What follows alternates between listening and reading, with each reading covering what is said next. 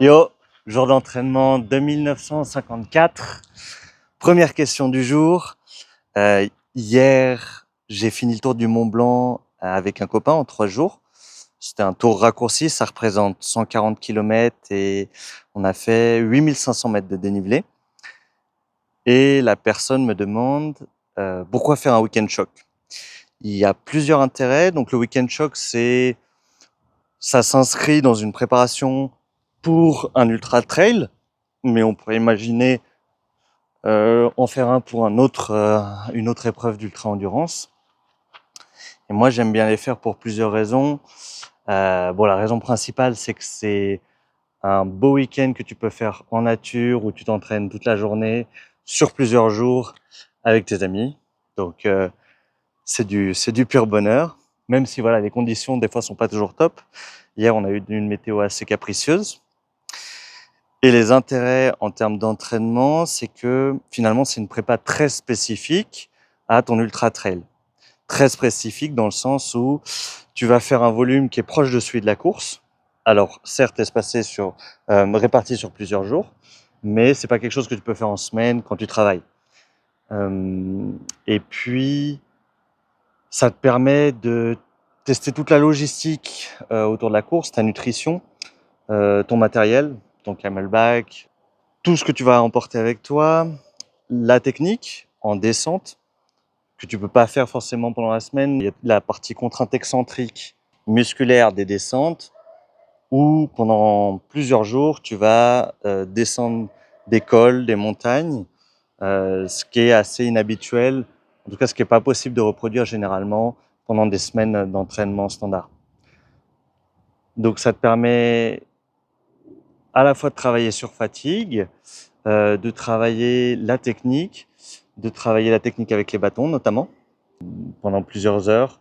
Le week-end choc a vraiment pas mal d'intérêts. Son premier intérêt, c'est d'être une préparation très spécifique à l'ultra trail.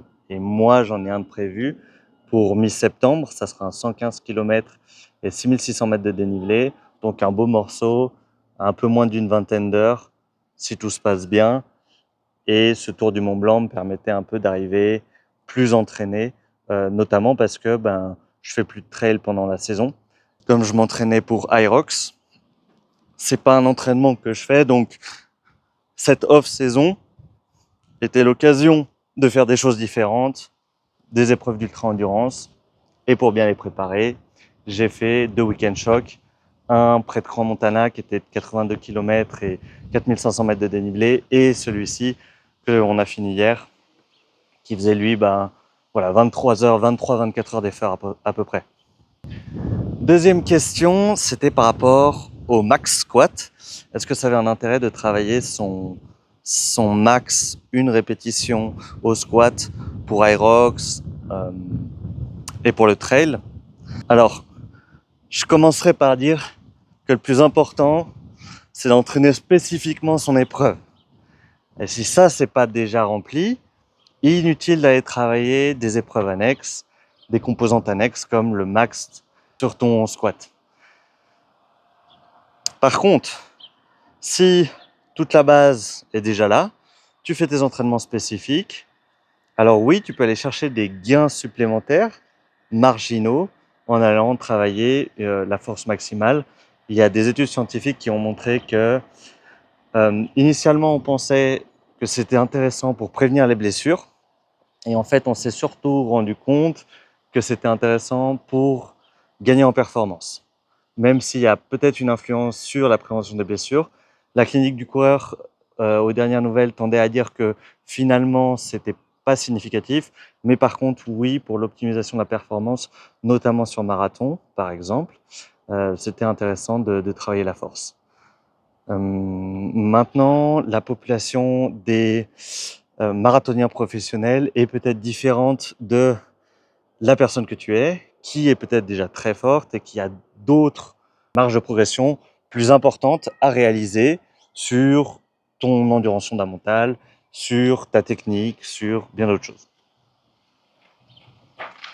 Et la dernière question concerne... Ah oui, c'est ça, c'était le bicotidien, l'entraînement bicotidien. La personne me demandait Est-ce que faire un entraînement à jeun le matin, ça pouvait impacter les séances de l'après-midi? Et en question générale, comment moi je faisais le bi-quotidien? Lorsque je m'entraîne 2 ou 3 fois dans la journée, je préfère faire la séance la plus qualitative en premier, parce que c'est à ce moment-là que je serai le plus frais. Donc, disons par exemple que j'ai une séance d'intensité à réaliser, que ça soit en street workout, à la salle ou des intervalles, par exemple au seuil, en course à pied. C'est cette séance que je vais essayer généralement de faire en premier. Comme ça, ben, elle pâtira pas de la fatigue qui aura été générée par les autres séances, puisque celle-ci, je les fais après. Par exemple, si j'ai un footing à faire en plus, bah, je vais le faire plutôt en fin de journée. À l'inverse, si je sens que j'ai besoin, dans certains cas précis, j'ai besoin d'un bon échauffement, ben, ça peut m'arriver de faire l'endurance fondamentale, le footing ou les séances un peu complémentaires en premier, pour ensuite, en fin de journée, quand je me sens un peu plus prêt, faire la séance qualitative. Mais je pense que tu le verras par toi-même quand tu t'entraînes. Finalement, si tu testes ces différents formats, donc de faire par exemple ton entraînement de course à pied à jeun le matin et ta séance à la salle l'après-midi, puis d'inverser, tu finiras par voir est-ce que toi tu ressens des sortes d'interférences, est-ce que la séance de l'après-midi est plus difficile à réaliser, et toujours te poser la question quelle est la priorité, qu'est-ce que tu veux développer en premier, et dans ce cas c'est cette séance que tu dois préserver. Si pour toi c'est plus intéressant, tu la réalises mieux l'après-midi, après ta première séance, alors reste comme ça. Si c'est plus intéressant de la faire le matin, alors mets-le le matin.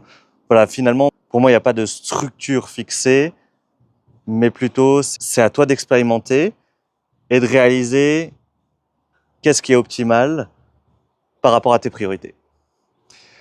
C'est comme ça que je le vois et généralement, c'est comme ça que je m'entraîne, c'est-à-dire tu fais quelques petites expériences et tu gardes ce qui marche le mieux dans ton cas précis.